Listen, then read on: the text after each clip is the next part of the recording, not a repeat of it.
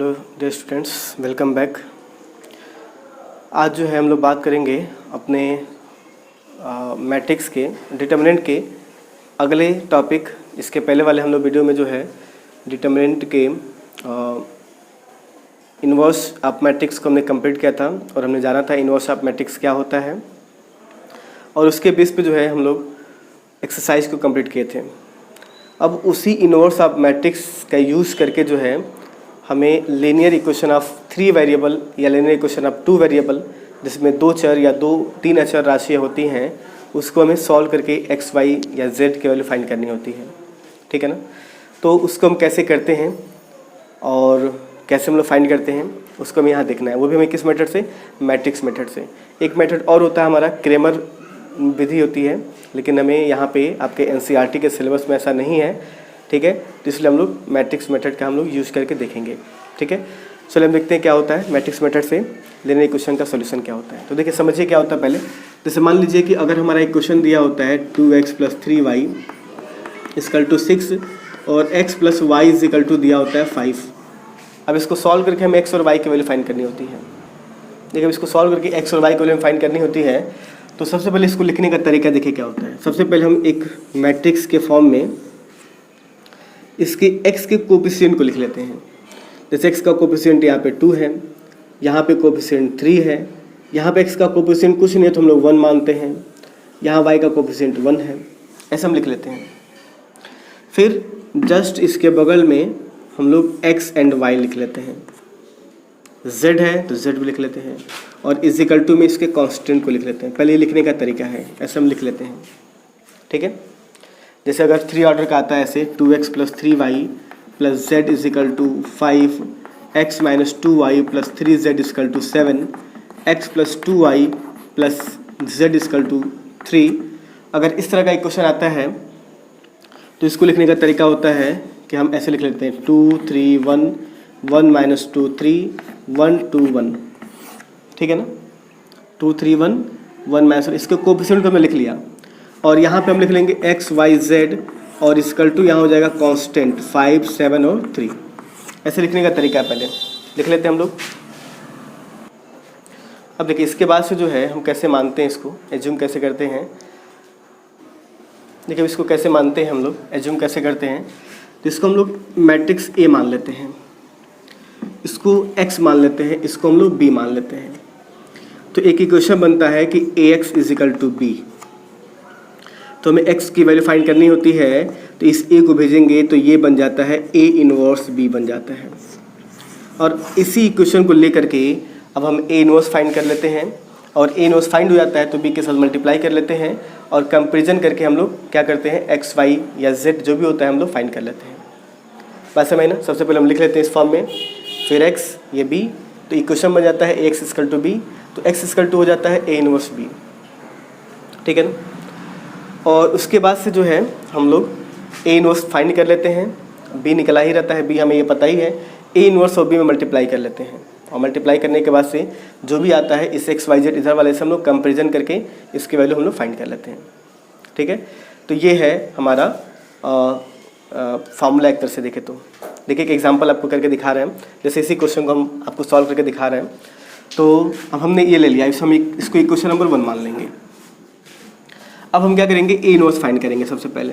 तो A inverse find करने के लिए A बराबर हम लिखेंगे 2 3 1 1। तो A इनवर्स निकालने के लिए सबसे पहले A इनवर्स का मेरा फार्मूला होता है, देखो हम इधर कर रहे हैं। A इनवर्स का मेरा फार्मूला होता है कि one by determinant of A into adjoint of A।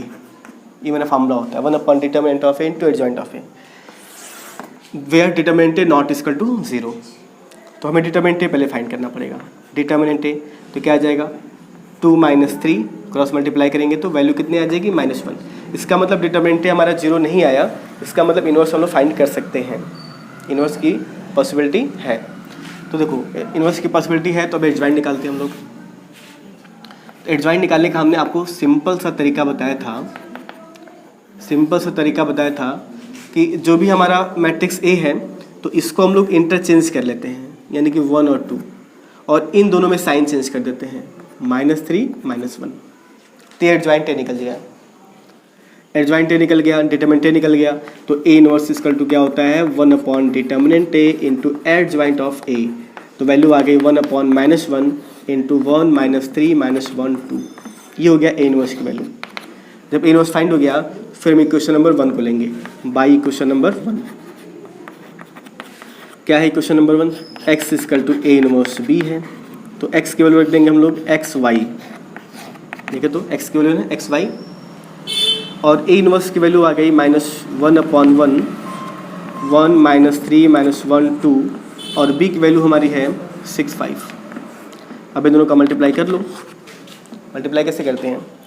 1 6 जा 6 -3 5 जा 15 -1 6 जा -6 + 2 5 जा 10, यानी कि वैल्यू आ जाएगी -6 में से 15 माइनस करेंगे तो -9 आ जाएगा, और 6 + 10 करेंगे तो +4 आ जाएगा। अब माइनस बाहर है, माइनस को अंदर भेज देंगे तो मेरा x और y के टर्म में ऐसे कुछ हो जाएगा, xy = 9 - 4 ऐसे हो जाएगा। अब हम दोनों से क्या करते हैं? कंपैरिजन कर लेते हैं। क्या करते हैं? इसका कंपैरिजन कर लेते हैं। तो देखो कंपैरिजन करेंगे तो x की वैल्यू हो जाती है हमारी 9 और y की वैल्यू हो जाती है -4। इस तरह से हमारा वैल्यू ये क्या होता है? फाइंड हो जाता है। x और y की वैल्यू हमारी क्या होती है? फाइंड हो जाती है यहाँ से हमारी। ठीक है, x की वैल्यू हो जाएगी 9, y की वैल्यू हो जाएगी -4। कंपैरिजन कर दिया फर्स्ट से y से। अब हमें चेक करना है कि वैल्यू हमारा सही है कि नहीं है, तो इस वैल्यू को हम यहाँ पे सेटिस्फाइड करते हैं x और y की जगह पे, और रखेंगे तो 6 आ जाएगा। जैसे देखिए x की वैल्यू 9 रखेंगे तो 9 × 2 = 18, और 3 रखेंगे, y की वैल्यू 4 रखेंगे तो 4 × 3 = -12, और 18 में 12 घटेगा कितना आ जाएगा? 6 = 6। इसका मतलब वेरीफाई हो गया कि वैल्यू हमारा क्या है? सही है, और एक ये यूनिक सोल्यूशन है हमारा है। ठीक है ना, एक ही हमारा सोल्यूशन इससे मिलता है। तो ये है इसको प्रोसेस सॉल्व करने का। समझ में आया ना? अब एक बात इसमें आता है, इसमें एक नाम आता है कंसिस्ट और इनकंसिस्ट का तरीका, संगत और असंगत कब होता है, तो उसको देखते हैं हम लोग। देखिए यहाँ पे प्लीज़ नोट डाउन। देखिए इसमें एक बात आता है, एक वैल्यू पूछता है, नाम आता है संगत और असंगत। सॉल्यूशन क्या होता है? कंसिस्ट और इनकंसिस्ट।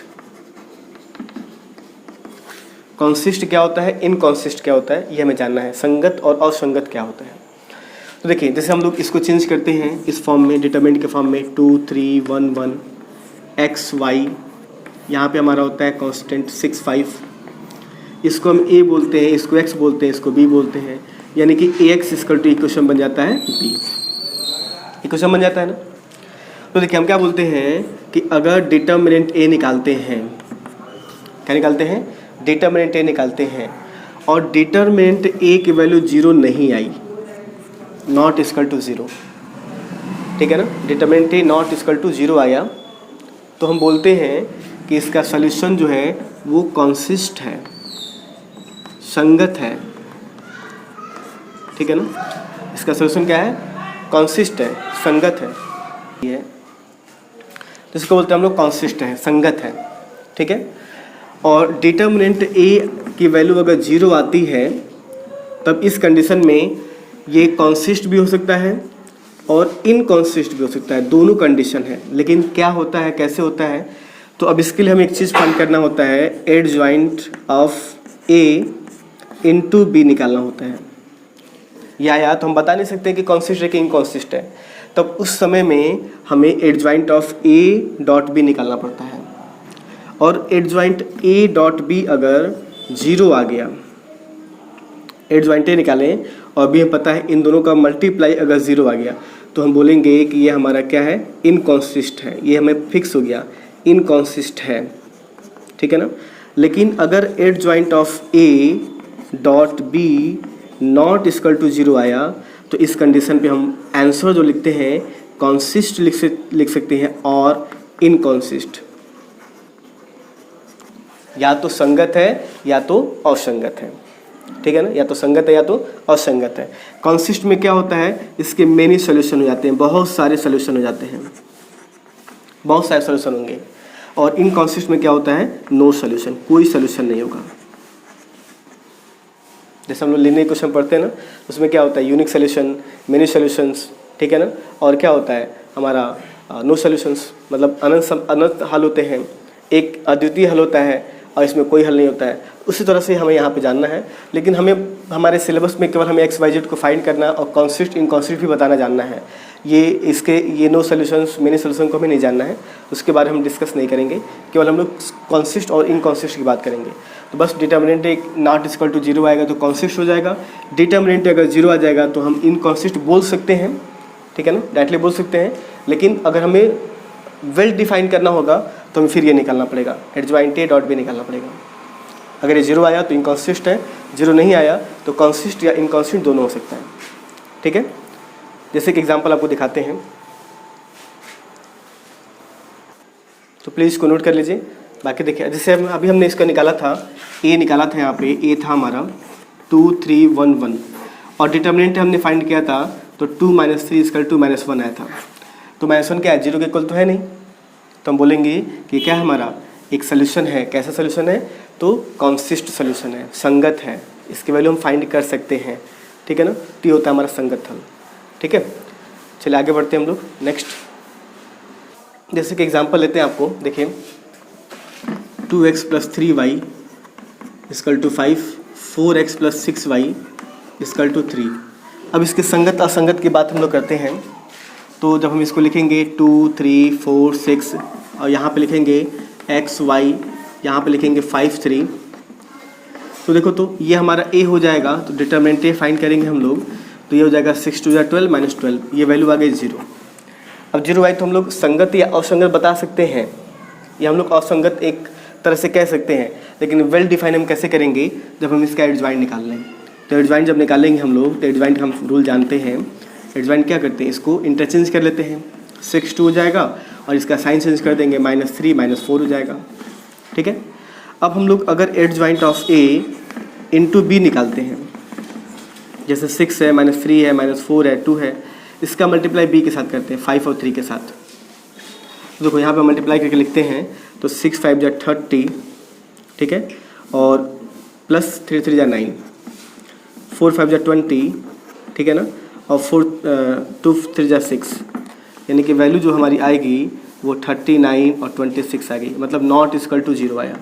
तो नॉट इक्वल टू 0 आया तो हम बोल सकते हैं कि इसका वैल्यू क्या है, इनकॉन्सिस्ट है, मतलब असंगत है, ठीक है ना।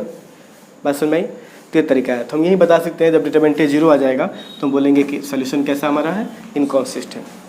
क्लियर है। चलिए, तो ये हमारा बस पहले एक्सरसाइज में यही पूछा गया है, कॉन्सिस्ट इनकॉन्सिस्ट को डिफाइन करना है।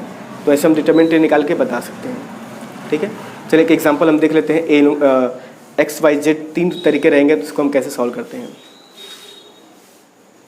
ये दिया हुआ है जिसमें XYZ है, XYZ हमें तीनों फाइंड करना है, वो भी हमें डिटरमिनेंट मेथड से। तो देखिए हम कैसे करेंगे इसको। सबसे पहले इसको लिखने का तरीका है कि हम इसको ऐसे लिख लेते हैं, 1 1 1, इसके कोफिशिएंट को 1 - 1 1 2 1 - 1, इसके साइड में XYZ इक्वल टू में हो जाता है हमारा 6 2 1। तो ये a हो जाएगा, x हो जाएगा, ये b हो जाएगा। तो इक्वेशन हो जाता है ax = b, या x = हो जाता है a इनवर्स b हो जाएगा। इसको इक्वेशन 1 मान लेंगे। अब हमें a इनवर्स फाइंड करना है, ठीक है ना। तो देखिए कैसे फाइंड करेंगे हम लोग a इनवर्स। तो a इनवर्स फाइंड करना है हमें, तो इसके लिए हमें सबसे पहले डिटर्मिनेंट a फाइंड करना पड़ेगा, क्योंकि हमें देखना पड़ेगा कि डिटर्मिनेंट a की वैल्यू 0 ना आए। क्योंकि डिटर्मिनेंट 0 आ जाएगा तो हम बोलेंगे कि हमारा फिर a इनवर्स एग्जिस्ट नहीं करेगा, और जब a इनवर्स एग्जिस्ट नहीं करेगा तो फिर हमारा क्या होगा, XYZ में पॉसिबल नहीं होगा। तो देखो डिटरमिनेंट a क्या होगा, एक्सपेंस करेंगे तो 1 लेंगे, कॉलम रो को ढकेंगे तो क्या हो जाएगा, 1 - 1, माइनस प्लस हो जाएगा, 20 में 1। इस 1 को लेंगे, इसके कॉलम रो को ढकेंगे तो -1 - 2, प्लस 1 को लेंगे, कॉलम रो को ढकेंगे तो 1 + 2 हो जाएगा, ठीक है ना। अब देखो 1 में से 1 जाएगा 0, और माइनस माइनस क्या हो जाएगा, प्लस, ये माइनस हो जाएगा 3 और ये प्लस हो जाएगा 3, और ये भी 3, मतलब इसकी वैल्यू कितनी आ गई, 6 आ गई। इसका मतलब determinant a not equal to 0 आया। इसका मतलब हम a इनवर्स फाइंड कर सकते हैं। तो फाइंड करने के लिए अब हमें क्या चाहिए, एडजॉइंट चाहिए। तो एडजॉइंट निकालने का हमारा तरीका होता है कि हम लोग 3 ऑर्डर का है तो कैसे निकालते हैं। 2 ऑर्डर का होता तो सिंपल तरीके से निकाल लेते हैं। 3 ऑर्डर का है तो हमें ऐसे निकालना पड़ता है, अलग अलग एलिमेंट, जैसे A11 A12, A13, A21, A22, A23, A31, A32 और A33 हमें अलग अलग निकालना पड़ता है। सारे एलिमेंट्स को अलग निकालना पड़ता है, या हम चाहें तो एक ही में हम लोग b इक्वल टू मान के हम लोग फाइंड कर सकते हैं चाहे तो, लेकिन वो थोड़ा सा लॉन्ग मेथड हो जाता है या थोड़ा सा प्रॉब्लम हो जाती है। और ऐसे हम लोग निकाल लेंगे। देखो A11 लेंगे, डायरेक्टली हम करते हैं इसके कॉलम रो को ढकेंगे तो ये हो जाएगा 1 - 1, ठीक है। इसको लेंगे, इसके कॉलम रो को ढकेंगे तो -1 - 2, -1 - 2। A13 लेंगे, इसके कॉलम रो को ढकेंगे तो 1 माइनस होगा तो माइनस +2 हो जाएगा, ठीक है। इसको लेंगे, इसके कॉलम रो को ढकेंगे तो -1 - 1। A22 लेंगे, इसके कॉलम रो को ढकेंगे तो 1 1 जा -1 -2, -1 - 2। इसको लेंगे, कॉलम रो को ढकेंगे 1 - 2, आप देख सकते हैं, ठीक है। फिर इस एलिमेंट को लेंगे A31 यहाँ पे, तो क्रॉस मल्टीप्लाई करेंगे तो यह आ जाएगा 1 माइनस +1 हो जाएगा। 31 लेंगे तो 1 - 1 और 33 लेंगे तो -1 - 1। अब देखो इसका साइन चेंज करेंगे, -1 के पावर 2, -1 के पावर 3, कैसे ना पता ना 1 2 3 हो जाएगा। -1 के पावर 4, -1 के पावर 3, -1 के पावर 4, -1 के पावर 5, -1 के पावर 4, -1 के पावर 5 और -1 के पावर 6, ठीक है। अब देखो 2 है, प्लस हो जाएगा मतलब 0 हो जाएगा, माइनस आ जाएगा और माइनस ये भी है तो +3 हो जाएगा। ये -1 के पावर 4 है, +3 आ जाएगा। नेगेटिव और नेगेटिव ये भी आएगा तो +2 हो जाएगा। +2 ये नेगेटिव है तो -3 हो जाएगा। ये नेगेटिव आएगा और ये भी 1 में से 2 घटाएंगे, नेगेटिव नेगेटिव नेगेटिव +2 बन जाएगा। ये हमारा +2 आएगा, ये भी नेगेटिव आएगा, ये 0 हो जाएगा। +2 आएगा, ये -2 हो जाएगा। अब इसको हम b = 2 लिख लेते हैं, मतलब एक मैट्रिक्स में लिख लेते हैं। क्या क्या आएगा? 0 3 3 2 -3 1 2 0 -2। ये हमारा को फैक्टर निकल गया। क्या निकल गया? को फैक्टर। तो जब एडजॉइंट निकालेंगे, एडजॉइंट, तो एडजॉइंट बराबर क्या होता है? इसका ट्रांसपोज हो जाता है। इसका हम लोग ट्रांसपोज कर देते हैं तो एडजॉइंट हमारा फाइंड हो जाता है। तो ट्रांसपोज कर देंगे, क्या क्या हो जाएगा? 0 3 3 2 -3 1 2 0 -2। ये एडजॉइंट निकल गया। जब एडजॉइंट निकल गया तो ए इनवर्स क्या हो जाएगा हमारा? देखिए तो ए इनवर्स का फॉर्मूला क्या होता है? 1 determinant A into adjoint of A, यानी कि वैल्यू हो जाएगा हमारा 1/6 डिटर्मिनेंट एडजॉइंट 6 की वैल्यू आ गई हमारी, देखिए। और एडजॉइंट ए का वैल्यू पुटअप करेंगे तो 0 2 2 और 3 -3 0 और लास्ट में 3 1 -2। ये ए इनवर्स फाइंड हो गया। ए इनवर्स फाइंड हो गया। तो अब दोनों वैल्यू हम लोग किस में रखेंगे? क्वेश्चन नंबर 1 में पुट करेंगे। तो बाई 1 लिख लेते हैं। बाई क्वेश्चन नंबर 1 क्या है हमारा? x = a inverse b। Value put up कर दो। x की वैल्यू है XYZ, a इनवर्स की वैल्यू है 1/6 0 2 2 3 -3 0 3 1 -2 और b की वैल्यू हमारी है, देखिए b की वैल्यू यहाँ पे है, देखो तो b की वैल्यू है 6 to 1। यहाँ रख लेते हैं 6 to 1। अब हमें इसी का मल्टीप्लाई कर लेना है। ये x है, y है, z है, ये 1/6 है। अब हमें इसी का मल्टीप्लाई कर लेना है। देखो मल्टीप्लाई कैसे करेंगे? 0 में 6 का 0 प्लस 2 2 जा 4 2 1 जा 2, ये हो गया। अब इसका 3 6 जा 18 -3 2 जा 6 प्लस 0 3 6 जा 18 प्लस 2 1 जा 2 -2 1 जा -2। तो मेरा वैल्यू आ जाएगा XYZ 1/6 4 to 6, ये 18 में 6 जाएगा 12, ये 2 से 2 कट गया 18 आ गया। हम इसमें से 6 कॉमन ले सकते हैं। XYZ 6 कॉमन ले लेंगे तो मेरा वैल्यू आ जाएगा 1 2 3 और 6 से 6 कैंसिल हो जाएगा। अब कंपेयर करेंगे तो x की वैल्यू 1 हो जाएगी, y की वैल्यू 2 हो जाएगी और z की वैल्यू कितनी हो जाएगी? 3 हो जाएगी। ये हमारा हो गया XYZ की वैल्यू। अब हमें चेक करना है कि मेरा आंसर सही है कि नहीं है, तो हम इस सारे वैल्यू को हम लोग लीनियर इक्वेशन के फॉर्म में चेक कर लेंगे रख करके। अगर वो इक्वल टू आ जाएगा तो प्रूफ हो जाएगा। जैसे देखो x की वैल्यू 1 पुट करेंगे 1, y की वैल्यू 2, z की वैल्यू 3, 3 2 5 1 6, 6 इक्वल टू 6, प्रूफ हो गया मेरा वैल्यू। ठीक है, इसी तरह यहाँ भी रख करके यहाँ भी रख करके चेक कर लेंगे। अगर दोनों हमारा इक्वेशन सेम आ जाता है तो हमारा वैल्यू क्या होता है, प्रूफ हो जाता है। ठीक है, तो ये था हमारा एक एग्जाम्पल 3 ऑर्डर का। 2 ऑर्डर का हमने एग्जाम्पल बता दिया है और इसी के बेस पे हमारा एक्सरसाइज है NCERT 4.6, जो आप इसको सॉल्व कीजिएगा। बाकी हम देखेंगे इसको नेक्स्ट वीडियो में। ठीक है।